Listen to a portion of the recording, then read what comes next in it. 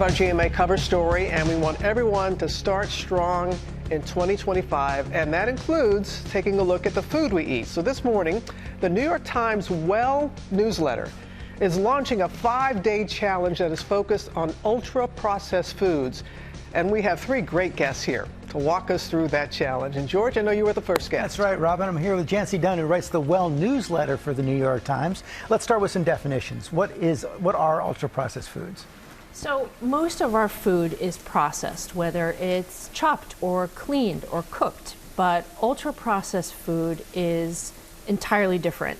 So an easy way to remember it is that it's food that you can't make in your home kitchen even if you tried, because you don't have the ingredients and you don't have the machinery. I mean, a good way to look at it is if you think about an ear of corn and the processing steps that it takes to turn into a frosted cornflake, it's a lot. Or chicken, you think about how many processing steps that it takes to turn into a breaded, dinosaur-shaped chicken nugget. It's also a lot of processing. So what's the concern about ultra-processed foods? The concern is the impact that ultra-processed foods has on our health. There's been an explosion of research in the past couple of years on ultra-processed food and a lot of interest.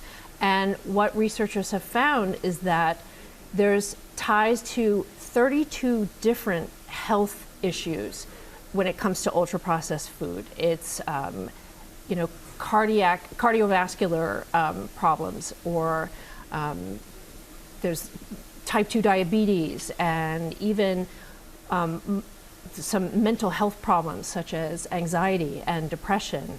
And so researchers don't know exactly what is causing these issues, but they are in consensus pretty much that it's a good idea to cut down on these foods. And so you've come up with this challenge. Explain what it is.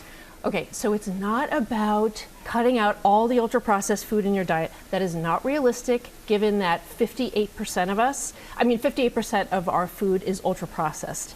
And so what we're doing is small steps, very easy to do steps, achievable, exactly. So it's 5 days of exercises that you can do that will help you become more aware of ultra-processed foods, what's in them, and things that you can do, little tweaks that you can make on your plate in order to have a healthier year ahead. Okay, thank you very much. Let's go to Lara. George, thank you so much. So I'm with Top Chef alum Kwame.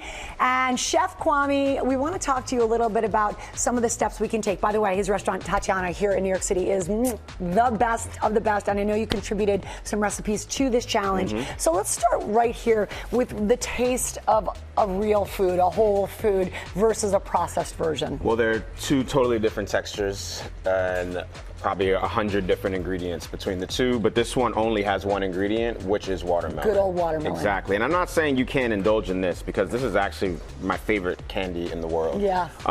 But if you are trying to start the year off making more conscious decisions about what you eat, you should be thinking about eating whole foods. Whole foods, and I know you brought some spices. Yeah, so easy. Yeah, because sometimes you want to jazz it up. You know, you don't just want to eat that whole food. So I have some bebere spice, which is like an Ethiopian spice blend. Also, tahine is just a dehydrated lime and chilies. So you can just sprinkle that on, add some lime as well. But this is a way to make this just a little bit more exciting. Yeah, so, appreciating natural foods with a little bit of something. Little bit of oomph. So Chef Kwame, we come home, a handful of nuts, a handful of almonds. Sometimes it's just not going to cut it. It's not. You've got a really simple way to jazz it up. Yeah, so once again, take your favorite spice blend. I've actually mixed a couple of mine. So we have our house spice, which is my mom's spice blend mix, like a Creole spice. We have some curry powder, toasted Caribbean curry powder. Yeah, it's really good. Some cumin, and then some salt. So just give that a mix. I'm gonna do a little less. And then get your favorite nuts, whatever you like. It could be cashews, it could be this is just pistachios. literally just a dry mix. Yeah. It doesn't get easier than this. So you just add that to some nuts. You can lightly oil them just so it catches and coats all around. Good idea. And then toast it if you like. Oh yeah, and when you're toasting, it's like just a couple minutes, right? Yeah, they you don't can want to burn go pretty crazy. easily. Exactly. So this is just a really healthy, easy way to do this challenge. Robin, I'm going to save you some of this because we love Chef Kwame's spices. I know, been to his restaurant.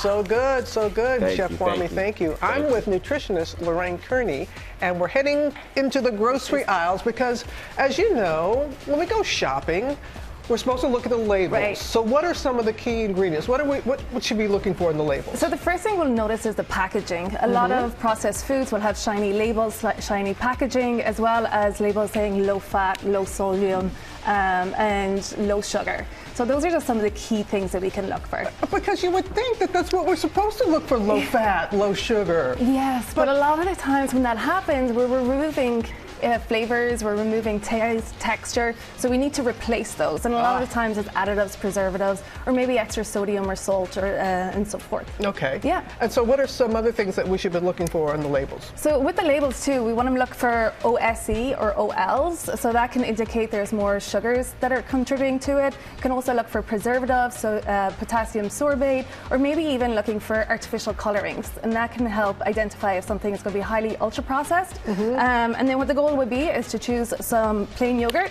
and then with the plain yogurt, do go shopping today, adding some fruit or nuts, and maybe leaving a little bit of honey yourself, so you have control over the ingredients. Right. And there's something that you're saying that we can look if there's a ratio between the sodium and the calories. So again, this is not scientific fact. It's just an easy, quick tip.